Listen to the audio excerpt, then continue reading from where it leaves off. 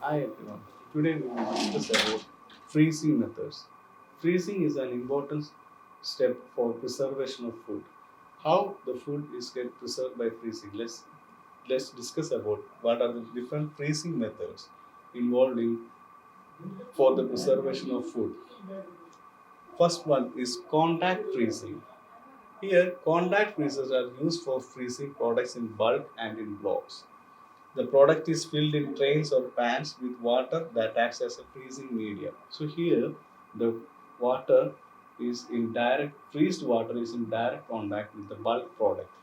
It gives better contact freezer's place and gives fast freezing. After freezing, products get embedded inside ice, which also acts as a barrier in between product inside and oxygen in the air to arrest putrefaction, oxidation, and dehydration from dry, cool, stored air. Ammonia, Freon 104, carbon dioxide gases are generally used as refrigerants in this system. So here the product get direct contact with the freezing material, that is the product is immersed in water which is cooled by a refrigerant, and after the product get freezed, the product is embedded in ice where also the contact is direct with the freeze. And the problem in this method is that consumer has to thaw block even when he needs only a fraction of it. The whole block he has to thaw. That is the problem. Customer is forced to refreeze remaining quantity, which is not recommended practice as product quality suffers during refreezing. Product deteriorates gradually on repetition of this process. So when we repeat it, the whole process, the product get destroyed. However, it is a good freezing method for keeping raw material in bulk for later commercial use. And next method is blast freezing. Here, in blast freezing, it is air which is cooled and blasted or circulated over the product. A blast air will circulate over the product, and cold air is blown over the product which cools the product and takes off its heat. This is a kind of exchange of heat from the product to the atmosphere. Cold air is blown from one end, generally top of the chamber, and hot air is sucked.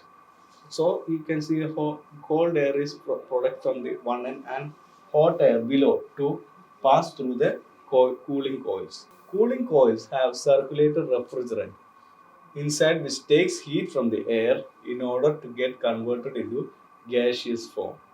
The refrigerant gas is passed through the condensers and converted again into liquid and sent again to cooling coils to cool air. And this process is repeated again and again till core of the product attains temperature of minus 18 degrees Celsius. This is a conventional and one of the most economic methods of freezing, but it takes longer time for freezing. Moreover, product is gradually cooled from ambient temperature to freezing temperature, passing through full range degree, causing slow freezing, higher drip loss, and up to small extent some quality loss also.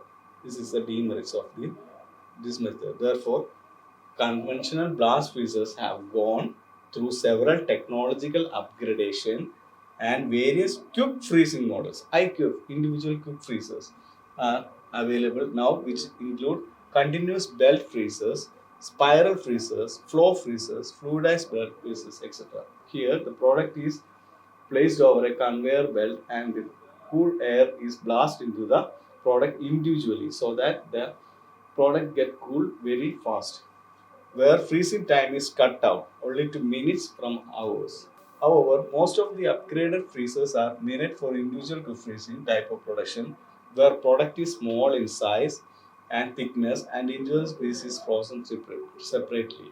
So here the product must be very very small. Size of this product is must concern. All retail consumers packers are preferred this way as it brings convenience to customers for end use. Customers can pick up whatever quantity he or she needs. And third type of freezing is brine freezing. Brine freezing. Through brine freezing technology is considered to be old and obsolete freezing methods Yet it is still in use for commercial ice production in several developing countries. Freezers have a tank fitted with cooling coils. Here, this is a traditional method. Nowadays, it is used for making ice. Brine made of common salt, for example, sodium chloride or calcium chloride, is filled into the tank and cooled with the help of passing refrigerant. The product to be frozen is submerged in the cold circulating brine and gets frozen. The product, however, comes in contact of brine that alters its natural taste and makes it salty or even bitter if it is calcium chloride, made up of calcium chloride. That is the third method. First one is contact, second one blast freezing, third one brine, and last one is cryogenic freezing. This is the most efficient method of freezing. However, it is not commercially viable. Liquid nitrogen is used as refrigerant and sprayed directly to the product.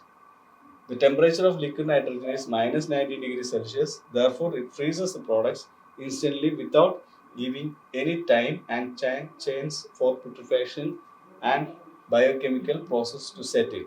The cost of nitrogen is high in comparison to other refrigerants, and its single use makes it unviable. Availability, handling, and storage of nitrogen are other hurdles makes its use more difficult.